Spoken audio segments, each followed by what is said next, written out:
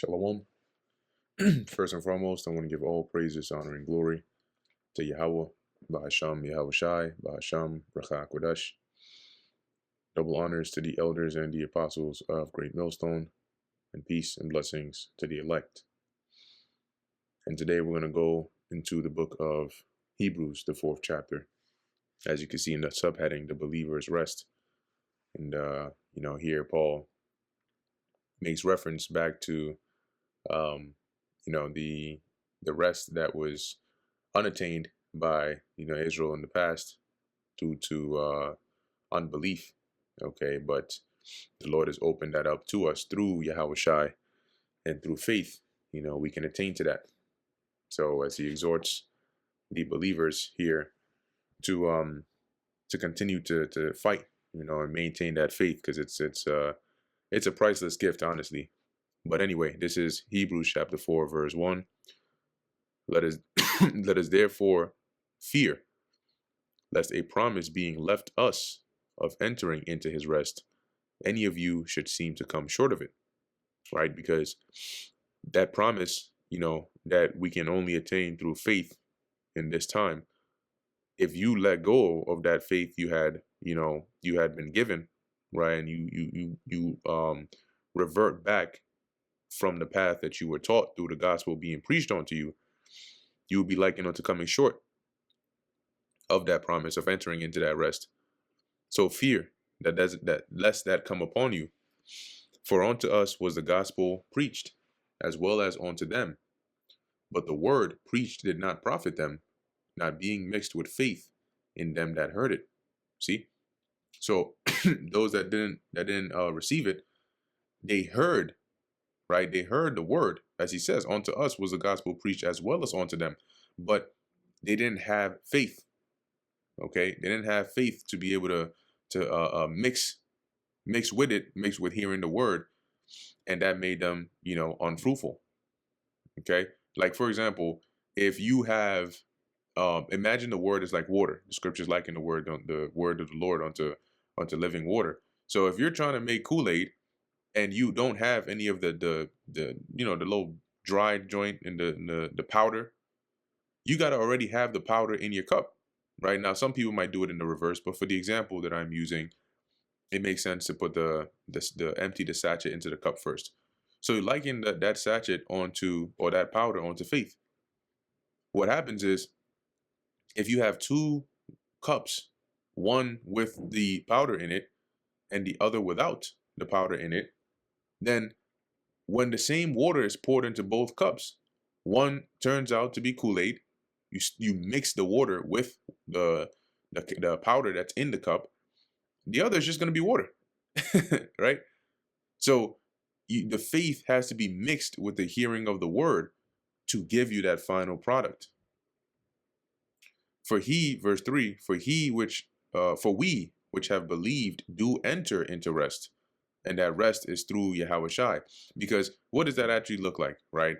You hear the word, you believe, you follow the ways that Yahweh Shai has laid out for us, and then eventually, when the Lord comes back, if you continue in those ways, you're going to gain that eternal rest. You're going to get, your body changed. You're going to become immortal. That's part of the Lord's promise to us who endure.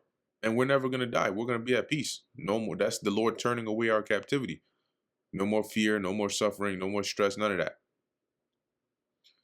It says, as he said, as I have sworn in my wrath, if they shall enter into my rest, although the works were finished from the foundation of the world. So reading that in the NLT, it says, for only we who believe can enter his rest. As for the others, God said, in my anger I took an oath, they will never enter my place of rest, even though this rest has been ready since he made the world. Key word is enter, right? Once again, all Israel will be in the kingdom, but some will not enter the same way as others.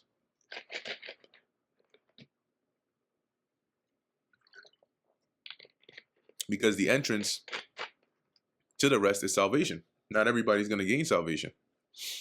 Verse 4, for he spake in a certain place of the seventh day on this wise.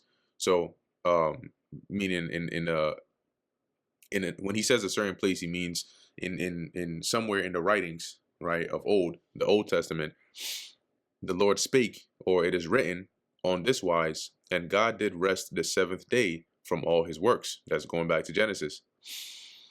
And in this place again, if they shall enter into my rest.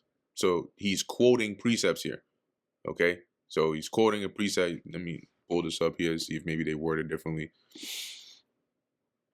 Yeah, NLT. We know it is ready. Returning. Paul's point here is that rest, because remember in the verse above, he said the although the although the works were finished from the foundation of the world. So he's saying here that includes the rest. And I'm going to prove that to you because when you go to this precept, right, that's what Paul is saying here in verse 4. For we know it is ready, the rest, because of the place in the scriptures where it mentions the seventh day. On the seventh day, God rested from all his works. Verse 5, in the NLT again, but in the other passage, God said, they will never enter my place of rest. Seeing therefore it remaineth that some must enter therein, and they to whom it was first preached entered not in because of unbelief. Again, he limiteth a certain day, saying to David, today, after so long a time, as it is said, today, if ye will hear his voice, harden not your hearts. Let's read that. Let's read both of these in the NLT. So God's rest is there for people to enter, but those who first heard this good news failed to enter because they disobeyed God.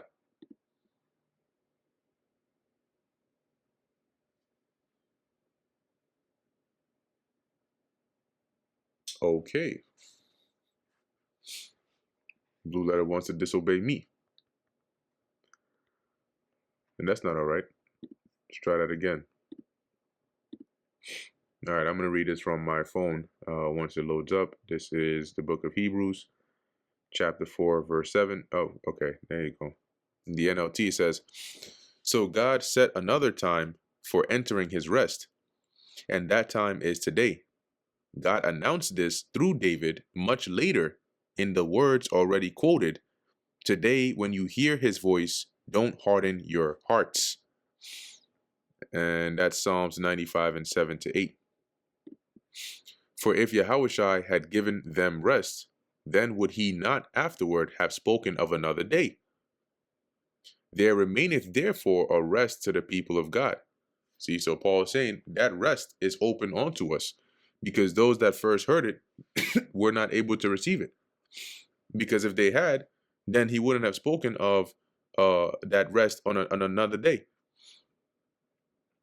Verse 9, verse 10, for he that is entered into his rest, he also hath ceased from his own works, as God did from his. So when you, Paul is saying here, when you enter into Yahweh's rest, we're not going to have to work anymore. Just like God didn't have to work after the sixth day when he entered into his rest, when he rested the seventh. Likewise, when we enter into the rest of the Lord, that signifies that our work is done. Let us labor, therefore, to enter into that rest, lest any man fall after the same example of unbelief. See, so with that being in mind, let us continue to labor, let us continue to fight, let us continue to believe and endure so we can enter into that rest. So we don't fall short of that, like those that due to unbelief were not able to enter into that rest. For the word of God is quick and powerful and sharper than any two-edged sword, piercing even to the dividing asunder of soul and spirit. Dividing asunder is separation, meaning the word of the Lord is that sharp, and of the joints and marrow, and is a discerner of thoughts and intents of the heart. Meaning that the word of the Lord, the power in the word of the Lord, is its ability to pierce through, and you can't hide from it, right? It goes to the deepest intents of your soul and your mind, and it reveals your thoughts. If somebody came by trying to be a demon, and you start going into scripture and you start bringing out precepts and you breaking it down in the spirit, it's going to be known whether A, it resonates with them, or B, it doesn't. Even if they don't say anything, their reaction, or by the way they just walk away. If this resonates with them, they will either agree with it, acknowledge it, or stay and keep listening. If it doesn't, they're gonna do certain actions by their reaction to the word. Okay, is gonna show you what their intents of their minds are. They don't agree with it, doesn't sound good they leave. Because it's really just one of two things. And just by knowing one of them, you know what the other is.